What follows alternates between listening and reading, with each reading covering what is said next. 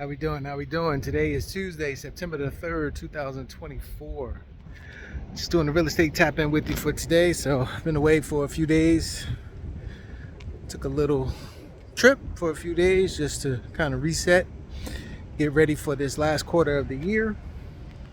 And it doesn't look like September has gotten off to a good start. Looks like the stock market has come down quite a bit. I think about 500 points so far today. We obviously have to see how things end up. I think everybody's anticipating maybe some lower job numbers, and also they're anticipating, what this interest rate cut will be. So with both of those things happening at the same time, it is going to be pretty interesting to see just how far the rate cut is, and what this jobs data on Friday looks like. It's probably going to give us a pretty good picture as to what we can expect for the rest of the year. To close out the year. Either way that you look at it, when you talk about real estate notes, let's say they cut the rates, most likely that will push up housing prices. You'll most likely see more demand. That's one side of the thing that could happen. They could push down the rates, and then we could see more job losses. And so that could not push up housing prices.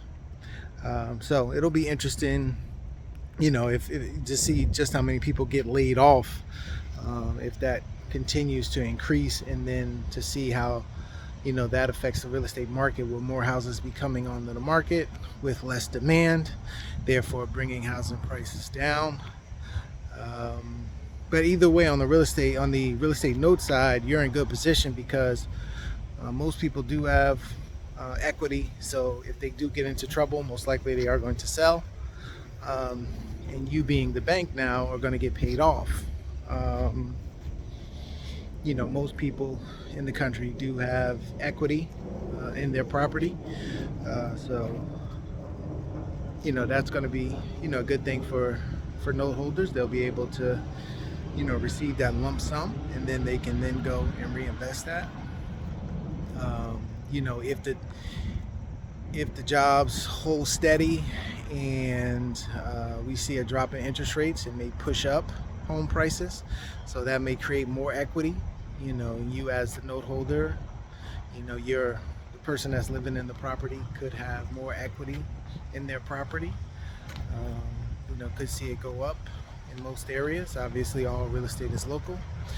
So it's going to be interesting just to see how this last quarter plays out.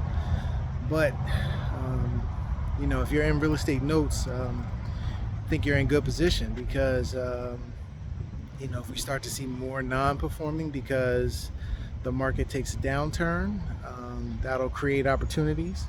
If you're somebody who was in the stock market and maybe wants to pivot now that you maybe see things sliding, and this may not be a temporary slide, it may be more of a prolonged slide, you can come over to real estate notes, where it's a little bit more safe.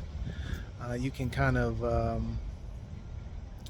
see multiple outcomes based on where the economy is going, and then if you know that you're able to protect yourself and to protect the investment if an economy goes left or if it goes right, you're in good position. And you can do that with the real estate notes, how we look at them and how we go through the paperwork, and we develop the story and we see what's going on.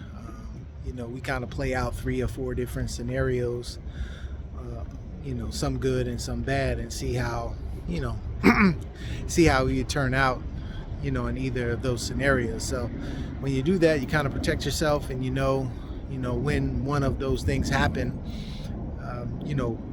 what you can do and what you're going to do, what your plan is, so you can know that ahead of time. So that's why I'm encouraging people to learn about real estate notes, especially somebody that's been in the stock market, maybe been in multifamily, been in syndications, maybe you're a retired landlord. Look at buying, selling, or creating real estate notes during this particular time. If you have any other questions, you want to reach out, my contact number 973-475-8488. You can email me at investorgmr@yahoo.com as well. Everyone have a great day, and we'll see you back tomorrow.